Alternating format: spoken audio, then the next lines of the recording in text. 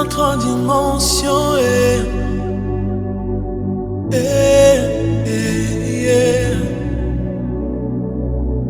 Je suis assoiffé de ta présence. Une autre dimension.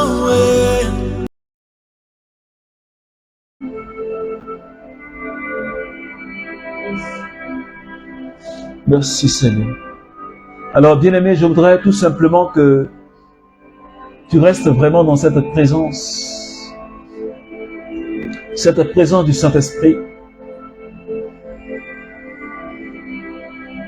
Je voudrais que tu restes avec le Saint-Esprit. Parce que ce soir, nous parlerons du Dieu des exploits. Comme le dit bien le thème général de notre séminaire. Avec Dieu, nous ferons des exploits. Et ce soir, nous avons affaire au Dieu des exploits. Ce soir, nous avons affaire au Dieu de l'impossible. Ce soir, nous avons affaire au Dieu des puissances. Ce soir, nous avons affaire au Dieu du surnaturel. Et depuis le jeudi 1er mars, nous étions dans cette mouvance du Dieu des exploits. Et nous avions vécu des moments. Depuis le premier enseignement qui nous a été donné par le Père Roland. Et durant ces 7 jours, le Seigneur nous a dit de ne pas avoir peur. Le Seigneur nous a dit de ne pas craindre. Le Seigneur nous a dit que nous avions la victoire. Le Seigneur nous a dit que nous devons attendre dans le silence le secours de Yahvé. Il nous a dit que nous avions reçu le pouvoir d'écraser serpents et scorpions. C'était le 4e enseignement. Il nous a aussi dit que le combat que nous menons dans notre vie, il nous a aussi dit que les défis que nous avons, ce ne sont pas notre combat, ce ne sont pas nos défis, mais ces combats-là, c'est les combats de Dieu. Et durant ces 6 jours, le Seigneur nous a manifesté sa fidélité et sa bonté. Il nous a permis de comprendre que nous ne sommes pas n'importe qui, mais nous sommes des élus, appelés à faire des exploits avec lui, appelés à vivre en sa présence et à vivre dans la sanctification. Et ce soir, je vais ajouter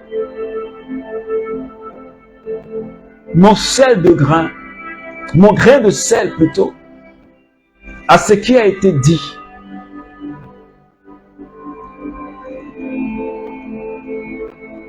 Avec le Seigneur, avec Dieu, nous ferons des exploits.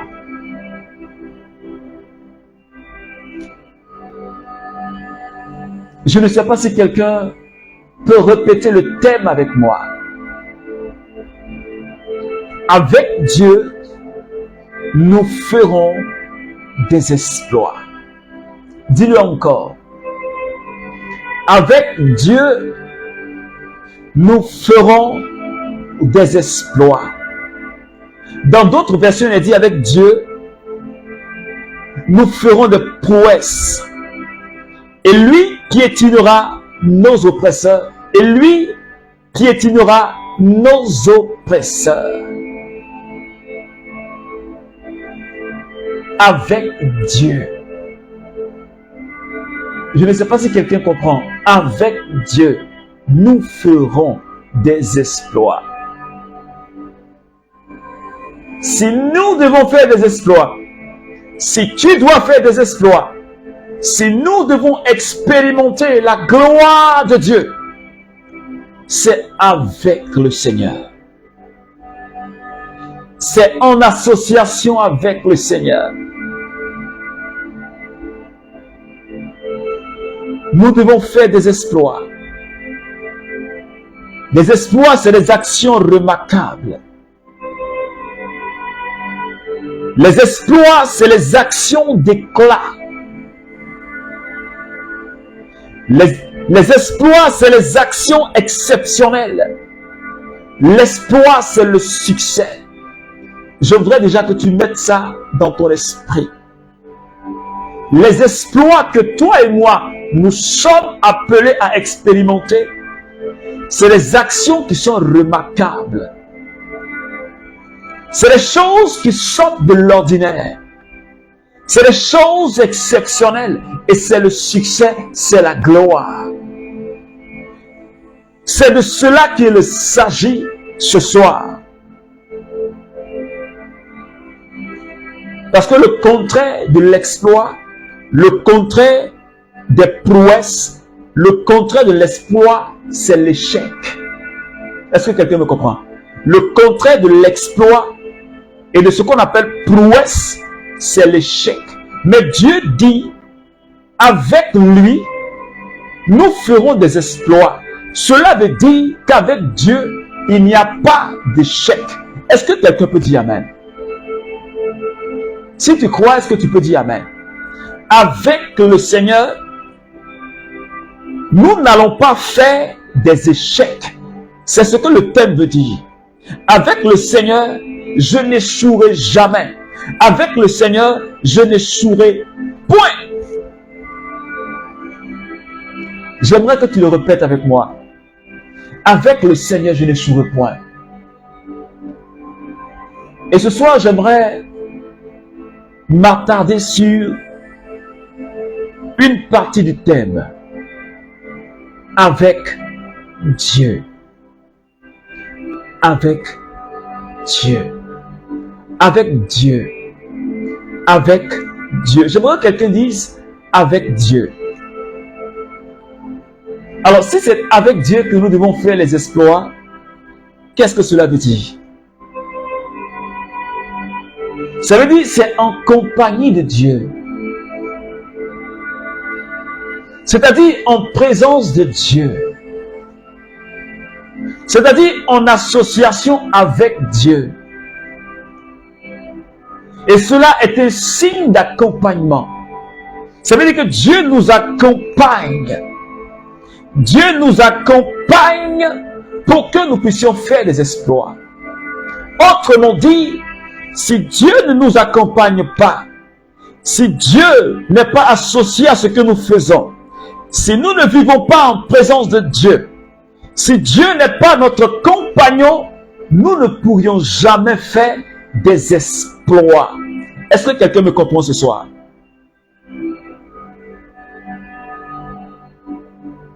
Je dois être un compagnon de Dieu, un compagnon de Jésus. Je dois vivre en la présence de Dieu. C'est ce que veut dire avec Dieu. Avec Dieu. Cela veut dire que tu es avec Dieu. Tu es avec Dieu. Je suis avec Dieu. Je suis en association avec Dieu. Dieu est mon complice. Parce que si Jésus est ton compagnon, cela veut dire que Jésus est ton complice. C'est que Dieu t'accompagne. Est-ce que quelqu'un me suit? Avec Dieu.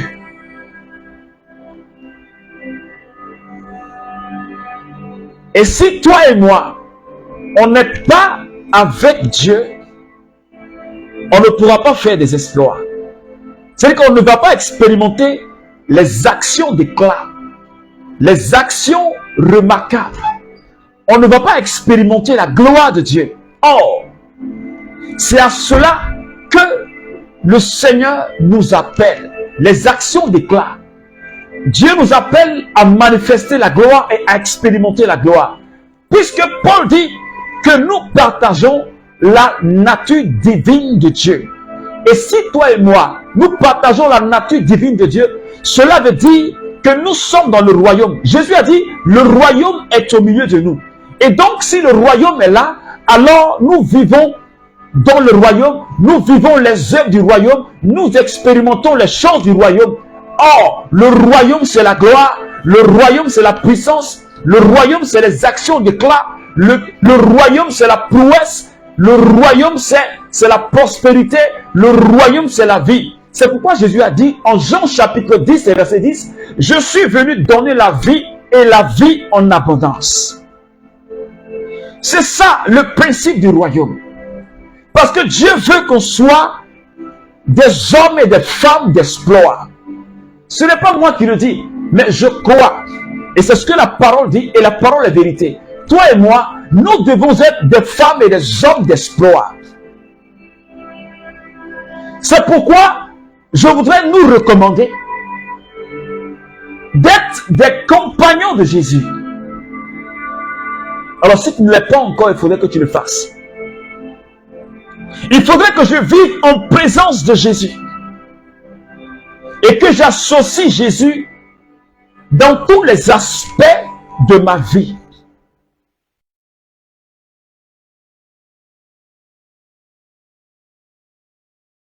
Et nous allons voir ensemble la vie d'un certain nombre de personnes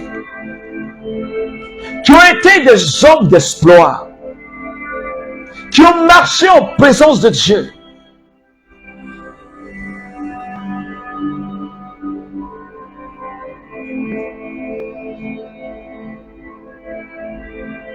Moïse, l'intercesseur, le combattant. La Bible dit que Moïse, Dieu l'a envoyé. Exode chapitre 3, les versets 1 à 3. La Bible dit que Dieu a envoyé Moïse pour aller délivrer son peuple qui était en esclavage en Égypte. Mais tu sais avec moi ce qui s'est passé en Égypte.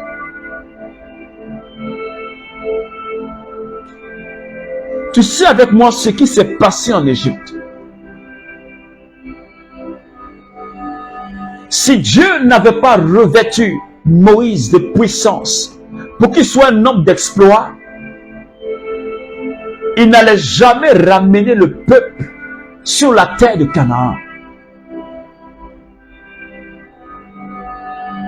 Mais parce que Dieu était avec Moïse, Exode chapitre 3, verset 10 au verset 12. Et je voudrais que tu notes cela. Qu'est-ce que Dieu dit à Moïse? Exode chapitre 3, verset 10 à 12. Tu peux le mettre en commentaire.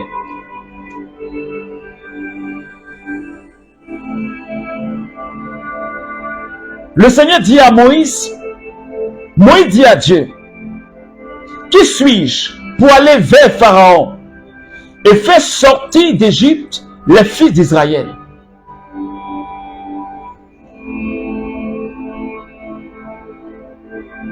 Je suis avec toi, dit-il, et voici le signe que c'est moi qui t'ai envoyé. Dieu dit à Moïse, je suis avec toi. Parce que si Dieu n'est pas avec toi, avec Dieu nous ferons des exploits.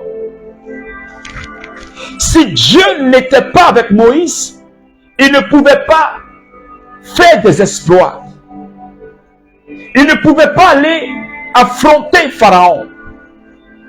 Mais c'est parce que Dieu était avec lui qu'il a pu ramener le peuple par des actions extraordinaires. C'était aussi le cas de Josué. Quand Dieu a appelé Josué, Josué chapitre 1, les versets 1 à 3, Après la mort de Moïse, Dieu se révèle à Josué et lui dit, il dit, je suis avec toi pour que tu sois avec mon peuple pour entrer en possession de la terre de Canaan. Parce que si Dieu n'était pas avec Josué,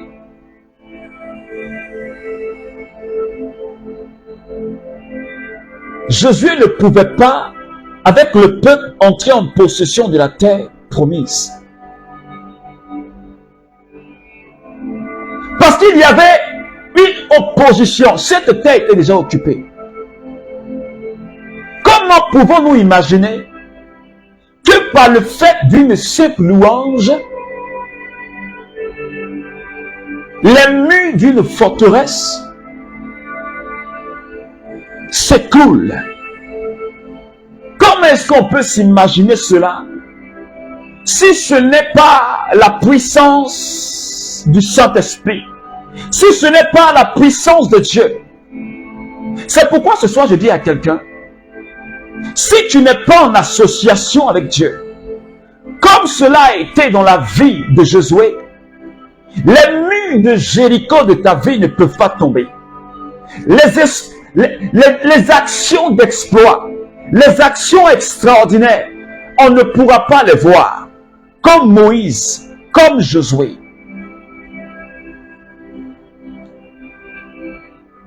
Comment pouvons-nous imaginer que Josué a parlé au soleil et que le soleil s'est arrêté? Comment est-ce que tu peux imaginer cela? Parce que c'est une action d'éclat. Je dis que c'est une prouesse. Et c'est à cela que le Seigneur nous appelle.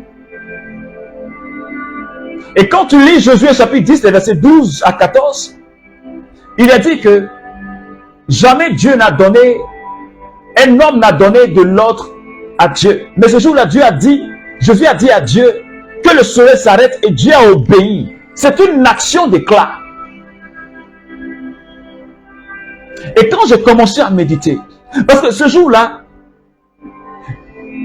le peuple de Dieu était en alliance, avait fait alliance avec Gabaon, les Gabaonites. Alors, il y a eu 5 rois qui se sont levés pour détruire Gabaon. Alors les Gabaonites, le peuple de Gabaon a fait appel à Israël pour leur dire, il y a 5 rois, il y a 5 peuples qui viennent contre nous. Alors rappelle-toi de l'alliance que tu as faite avec nous et viens à notre aide. Alors Josué s'est levé avec le peuple de Dieu. Josué s'est levé avec l'armée de Dieu. Et ce jour-là, Josué ouvre la bouche et il dit, soleil, arrête-toi sur Gabaon jusqu'à ce que le peuple d'Israël ait la victoire. Et la Bible dit que pendant toute la journée, pendant un jour, le soleil est resté là où il était. C'est une action d'éclat. C'est un exploit. Et c'est à cela que le Seigneur t'appelle. Toi et moi, nous devons être des femmes et des hommes d'exploit. David était un homme d'exploit. 1 Roi chapitre 17, les versets 45. Le petit David. 1 Roi chapitre 17, les versets 45. Le petit David. Quelqu'un qui n'avait même pas, il n'a jamais fait d'école de combat. Il n'a jamais été dans l'armée. Et il se tient devant un champion, un Philistin qui a été formé dans l'art du combat. Et David était devant lui comme un moustique. Est-ce que quelqu'un me comprend? Mais quand le combat a commencé, Goliath a commencé à invoquer les démons sur la vie de David. Et qu'est-ce que David lui a dit? Il dit, tu viens contre moi avec l'épée et le javelot, mais moi je viens contre toi au nom de Dieu. Au nom de Dieu.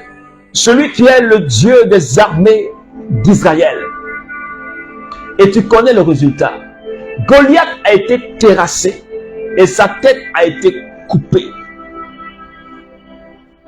Mais qui penses-tu que sur qui est-ce que David s'est appuyé pour avoir cette victoire? Quelqu'un qui n'a aucune expérience. Mais c'est parce que revêtu de la puissance de Dieu. C'est pourquoi je dis à quelqu'un, c'est avec Dieu que nous ferons des exploits. Si Dieu n'est pas ton associé comme il a été l'associé de David, tu ne peux pas faire tomber le Goliath de ta vie. Si Dieu n'est pas ton compagnon, le Goliath ne peut pas tomber dans ta vie. Est-ce que quelqu'un me comprend? L'homme fort de ta famille ne peut pas tomber. Si tu n'as pas Dieu comme compagnon, si tu n'as pas Dieu comme associé, il ne peut pas avoir des actions d'éclat. Il ne peut pas avoir des exploits et des prouesses dans ta vie. Alors je dis à quelqu'un, peut-être que tu n'as pas encore fait de Dieu ton compagnon. Peut-être que Dieu ne fait pas partie de tes délices. Peut-être que Dieu est encore relégué, Jésus est encore relégué au second plan dans ta vie. Je crois qu'il est temps de te réconcilier, qu'il est temps de restaurer cela, qu'il est temps de te mettre à jour de cela. Pour que, comme David, on puisse arriver à faire tomber Goliath. Et je me rappelle bien,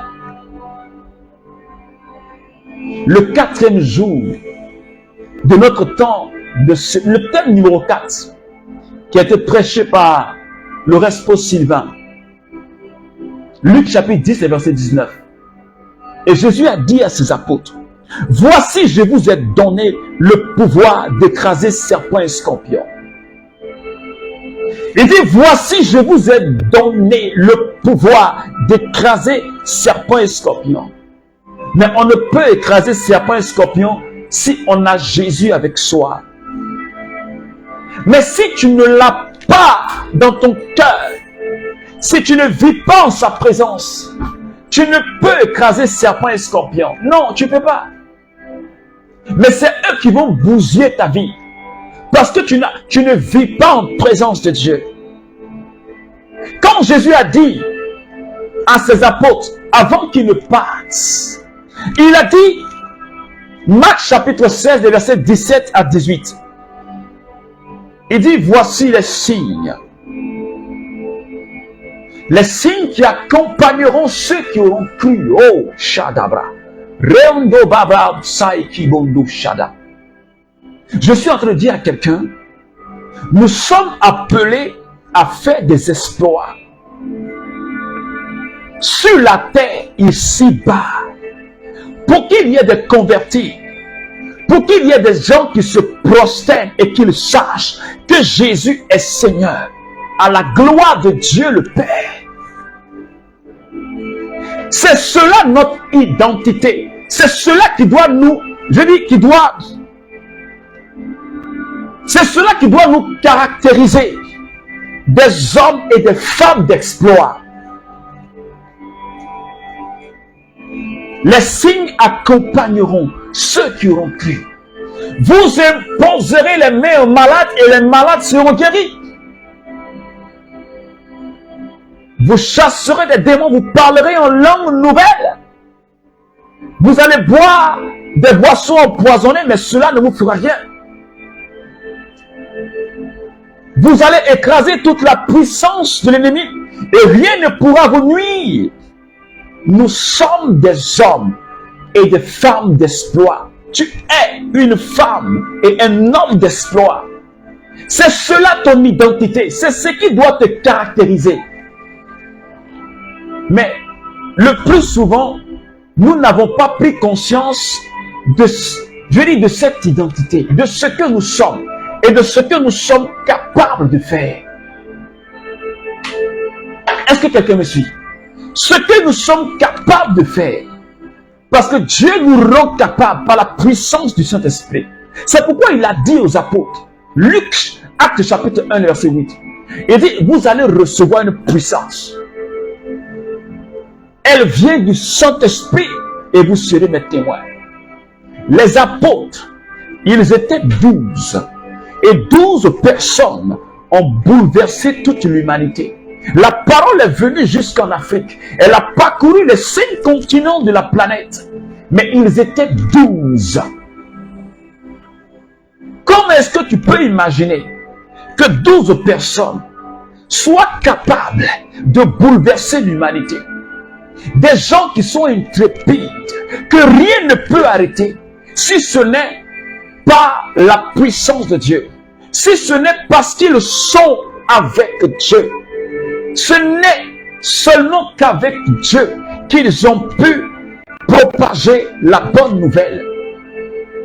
Et tu sais avec moi les exploits qu'ils ont faits. Guérir les malades, ressusciter des morts, restaurer des vies. C'est ça, des hommes d'exploit. Avec Dieu, nous devons faire des exploits. Et c'est à cela que nous sommes appelés. Je t'invite à aller lire Hébreux chapitre 11. À partir du verset 29, nous allons lire une partie. Hébreux chapitre 11. On va juste lire une petite partie. Tu peux mettre ça en commentaire. Hébreux chapitre 11, verset 29 à 35. Shidabrandara uskondo shara. Breo so ramakandabra. Shebondo kapra useke matabra. Seigneur, merci pour quelqu'un que tu es en train de restaurer. La foi de quelqu'un que tu es en train d'affermir ce soir. Oh, alléluia. Seigneur, merci. Seigneur, merci. La Bible dit que par la foi, il traversait la mer Rouge comme une terre sèche. Alors que les Égyptiens qui s'y essayaient furent engloutis. Par la foi, les remparts de Jéricho tombèrent. Après qu'on eut fait le tout pendant 7 jours. Et que dit encore? Le temps me manque pour parler en détail de Gédéon, de Barak, de Samson, de Jephthé, de David, de Samuel et des prophètes. Eux qui, grâce à la foi, conquis des royaumes, mis en œuvre la justice, vit se réaliser la promesse, muselèrent la gueule des lions, éteignit la puissance du feu, échappèrent au tranchant de l'épée, reprit vigueur après la maladie, se montraient vaillants à la guerre, repoussaient des armées étrangères. Ah, ce n'est que par la foi, ce n'est que par Dieu que l'on puisse faire de tels exploits. Toutes ces personnes dont je viens de citer les noms, ils ont conquis des royaumes. Comme Samson fermant la gueule du lion. Avec Dieu, nous ferons des exploits. Et parfois je me demande, mais nous avons Dieu avec nous, mais pourquoi est-ce que nous ne voyons pas les exploits? Au cours de ma méditation, je me posais la question. Dieu est avec nous. Mais pourquoi je n'expérimente pas les choses d'éclat? Pourquoi est-ce que je n'expérimente pas les actions extraordinaires qui sortent de l'ordinaire? Pourquoi? Parfois je me demande, peut-être que tu te demandes aussi. Mais il y a une chose qui nous manque. La foi et l'audace. C'est ce que nous venons de dire tout à l'heure. Hébreux chapitre 11, versets 29 à 23, à 35. Toutes ces personnes dont je viens de citer les noms, la Bible dit que c'est par la foi qu'ils ont conquis des territoires. Par la foi, les murs de Jéricho sont tombés. Par la foi, le peuple de Dieu a marché comme si c'était sur une terre ferme. Mais quand les Égyptiens se sont engagés, ils se sont engloutis dans les eaux de la mer Rouge. La foi.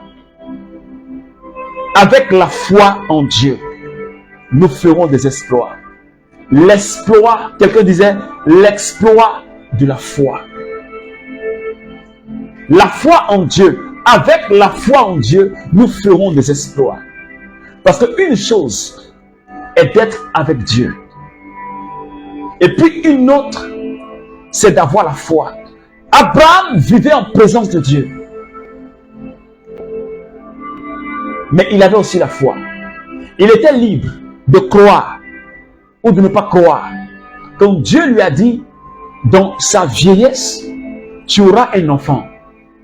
Si Abraham n'avait pas la foi, la promesse de Dieu n'allait jamais se réaliser. Est-ce que quelqu'un me comprend? Je suis en train de te dire, tu peux bien partir à l'église, être présent partout au culte ou bien à la messe, partout dans les groupes de prière. Être là en train de prier chaque jour.